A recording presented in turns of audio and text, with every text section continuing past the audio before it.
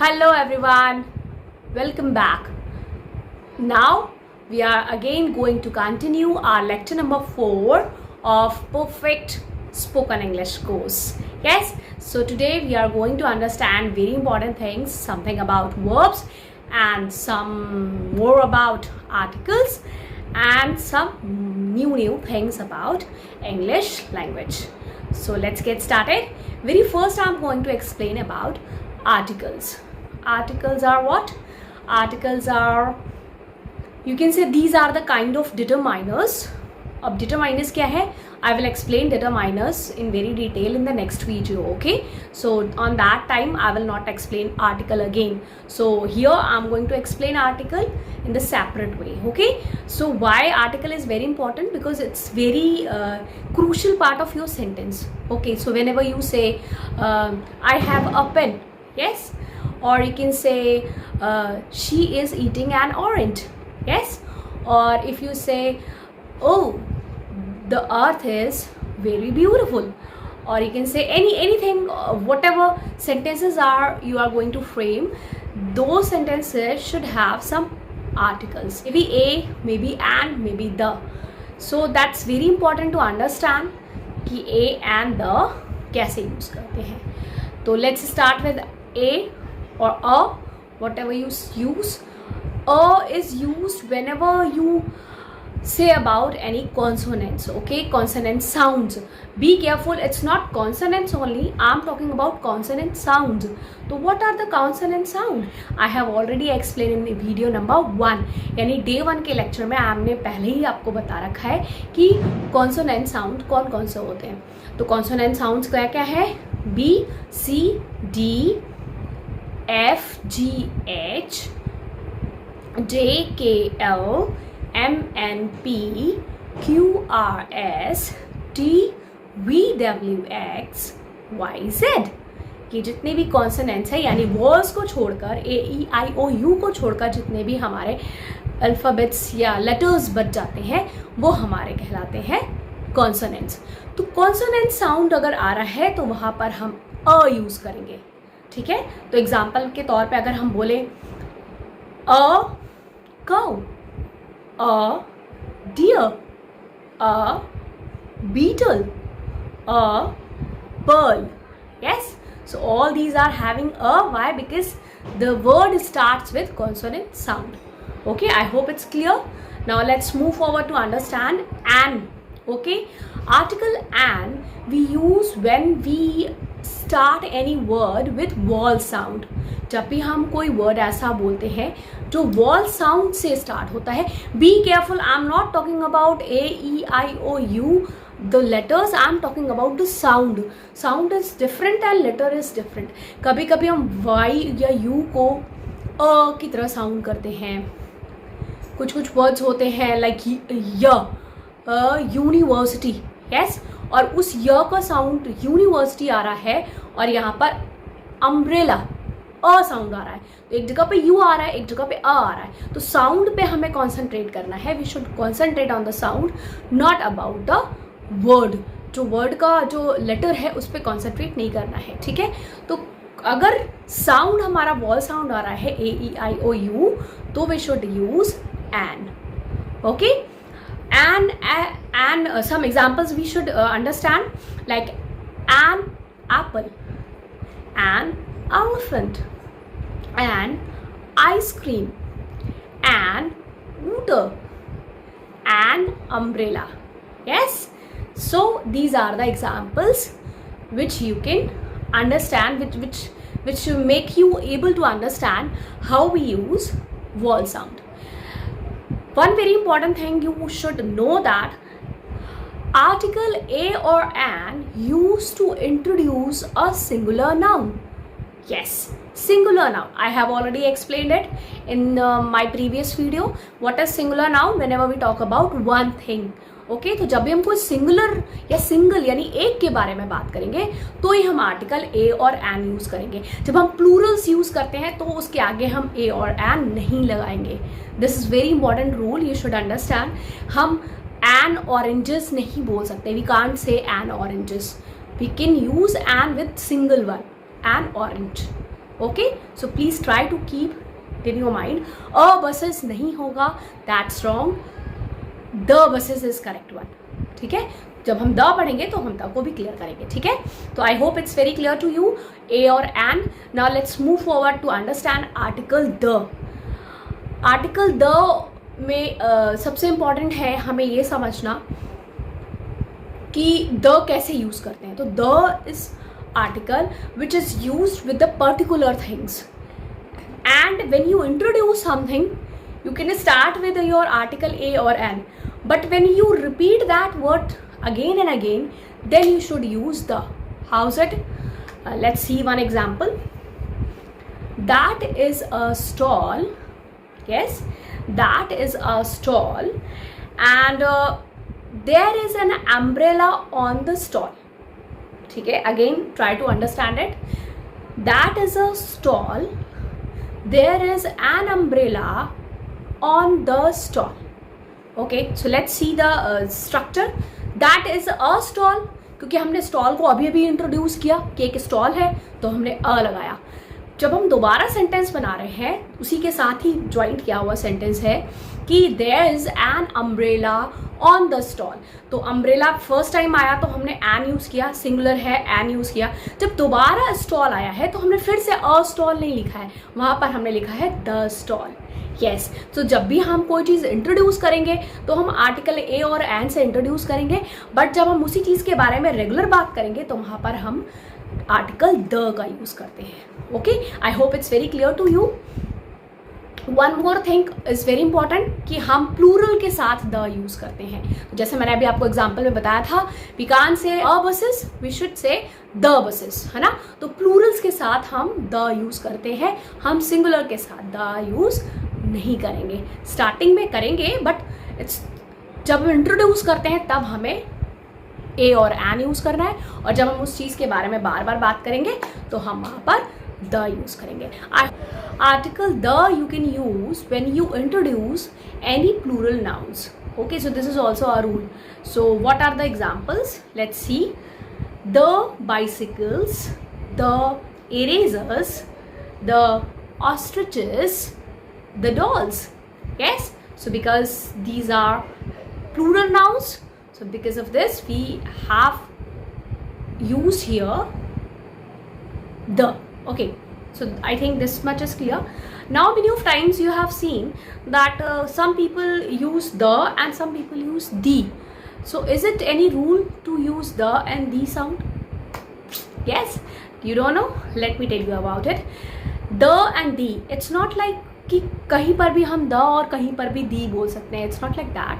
There is a very small rule of grammar that whenever you use any word which is not started with vowel, then you can say the. Okay, let's see some examples.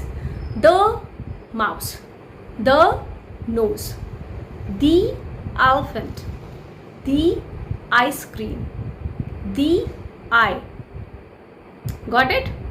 So what you have understood, that whenever we use a word with vowel sound, we should say the, and when we use the word with consonant sounds, we should use the. Yes, that's interesting.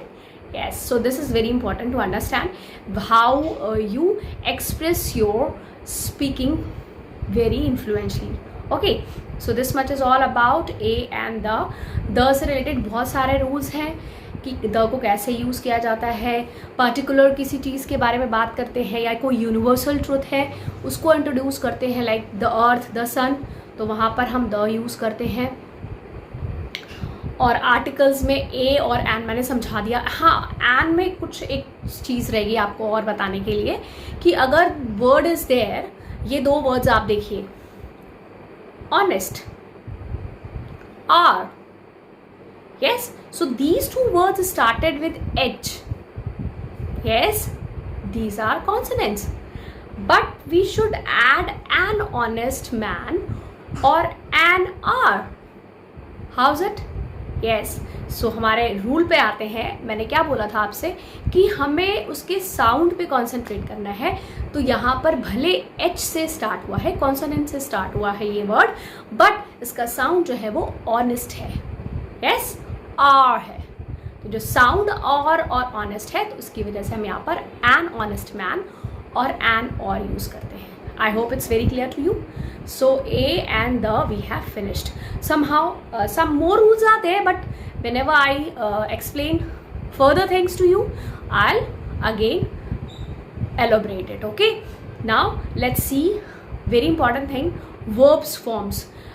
In our previous video I have told you I'm going to introduce what are the forms of verbs. Mainly 3 forms are there.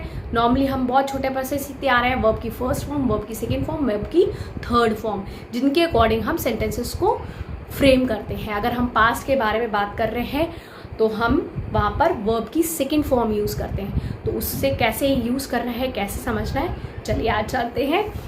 Yes, so now let's try to understand verbs 3 forms. 3 forms are there and one more form is there, ing form. Yes, so ing is very easy. Whenever you have any verb like jump, तो उसके साथ ing form कैसे हो जाएगी? Jumping. Yes. Give, giving. Eat, eating. Go, going. Very easy to understand. थोड़ा सा ये ध्यान रखना है कि अगर वो वर्ड ई किसी वॉल पे एंड हो रहा है तो लाइक खासकर ई पे अगर एंड हो रहा है तो हम ई को हटाकर आईएनजी जोड़ देते हैं। ठीक है, ये बहुत इजी है, आपने ऑलरेडी पढ़ा हुआ है, बहुत ज़्यादा डीप में जाने की ज़रूरत नहीं है। बस आपको इतना याद रखना है कि आईएनजी फॉर्म उस वर्ब में प्लस आईएनजी, तो वो आपका आईएनजी फॉर्म हो गया। Like going, eating, watching, looking, sharing. Yes, so these are the forms of ING, verb की ing form. Now just try to understand verbs 3 forms are there, verbs first form, second form और third form.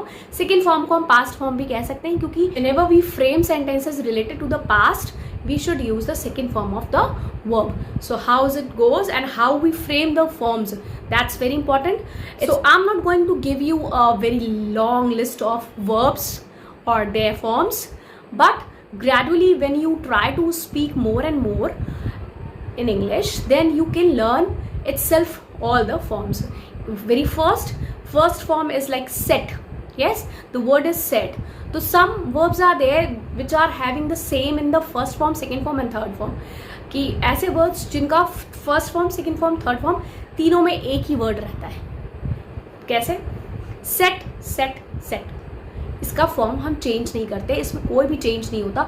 हम first form में भी set use करेंगे, second form में भी set use करेंगे और थर्ड में भी सेट यूज़ करेंगे। इसी तरह एक और वर्ड देखते हैं, हिट, हिट, हिट। ठीक है, हर्ड, हर्ड, हर्ड। यस, और एक और वर्ड है रीड, रेड, रेड। यहाँ पे आपको ये ध्यान रखना है कि रीड का जो है स्पेलिंग तो सेम टू सेम रहेगी, बट इसका प्रोनाउंसिएशन चेंज हो जाता है, रीड, रेड, रेड हो जाता है, बट स्पेलिंग सेम रहती है। ठीक है, तो ये थोड़ा सा आपको ध्यान रखना है। तो एक कुछ टाइप ऑफ वर्ब्स ऐसे होते हैं जिनका फर्स्ट फॉर्म, सेकेंड फॉर्म और थर्ड फॉर्म एक जैसा ही होता है। आई hope it's very clear. Now let's see the next example, like shake, शोक, शेकिन, शेक, शोक, शेकिन, टीयर, टोर, टॉर्न। तो यहाँ पे क्या है कि वर्ब का सेकेंड फॉर्म और थर्ड फॉर्म दोनों ही चेंज है। शेक है, शूक हो गया, उसके बाद शेकिन हो गया, तो शूक और शेकिन दोनों चेंज है। टोर और टॉर्न चेंज है। तो ऐसे वर्ब्स होते हैं जिनका सेकेंड फॉर्म और थर्ड फॉर्म दोनों ही चेंज होता है, उनमें कोई सिमिलैरिटी नहीं मिलती है। ठीक है, ये 2 एग्जाम्पल्स हो गए। अब थर्ड एग्जाम्पल आते हैं जहाँ पर सेकेंड फॉर्म और थर्ड फॉर्म दोनों सेम टू सेम होती है। Like lose, lost, lost, lose, lost, lost. या फिर हम कह सकते हैं tell, told, told, say, said, said. ठीक है, तो यहाँ पर क्या है, सेकेंड फॉर्म और थर्ड फॉर्म दोनों सेम टू सेम हो गई। कुछ वर्ब्स ऐसे होते हैं जिनकी जो थर्ड फॉर्म होती है और सेकेंड फॉर्म होती है वो ईडी लगाने से बन जाती है। Like first example, jump, jumped, jumped, walk, walked, walked. ठीक है, टॉक, टॉक्ड, टॉक्ड। उनका जो सेकेंड फॉर्म और थर्ड फॉर्म है सिर्फ ईडी लगाने से बन जाता है। कुछ वर्ब्स ऐसे होते हैं। और लास्ट में हम देखते हैं कुछ वर्ब ऐसे होते हैं जिनका सेकेंड फॉर्म और थर्ड फॉर्म ई और ई एन लगाने से बनता है। कैसे? फॉल, फेल, फॉलन, तो ई यहाँ पे फेल हो गया और फॉलन में ईएन आ गया। और दूसरे वाले एग्जाम्पल में देखते हैं, चूज, चोज, चोजन। ठीक है, चूज, चोज, चोजन। तो ये आपको ऐसे वर्ड्स हो गए जिनका सेकेंड फॉर्म और थर्ड फॉर्म ई और ई एन लगाने से बनता है। ठीक है, आई होप इट्स क्लियर। तो वर्ब की ये 3 फॉर्म्स आपको धीरे धीरे जब भी आप रीडिंग करेंगे, when you try to speak, you should understand it gradually. So it's not time to learn all those forms, but it's better जितना भी आप प्रैक्टिस करते जाओगे, जितना भी आप बोलते जाएंगे, जितना भी आप पढ़ते जाएंगे, सुनते जाएंगे, आपको अपने आप ही ये फॉर्म्स समझ में आने लगेगी। कुछ फॉर्म्स ऐसी होती हैं जिसमें OUGHT लग जाता है, जैसे कि teach, taught, taught, think, thought, thought, bring, brought, brought, buy, bought, bought. तो वहाँ पर OUGHT लगाकर हम फॉर्म चेंज करते हैं। ये कुछ ऐसी फॉर्म्स हो गई। तो ऐसे ही आप धीरे धीरे पढ़ते रहेंगे, आपको अपने आप बोलते बोलते अपने आप ये सारी चीज़ें आ जाएंगी। So I hope it's very clear in this video. कल की वीडियो में हम आपसे बात करेंगे डिटरमाइनर्स के बारे में। प्री डिटरमाइनर्स क्या होते हैं, कोऑर्डिनल्स क्या है, ऑर्डिनल्स क्या है, ऐसे छोटी छोटी चीज़ें आपको पता होनी चाहिए। फिर I will tell you homophones क्या होते हैं, और ये सारी डिटेल्स कल की वीडियो के बाद फिर हम धीरे से स्विच करने जा रहे हैं, मॉडल्स को जानेंगे और उसके बाद हम टेंसेस की तरफ चले जाएंगे।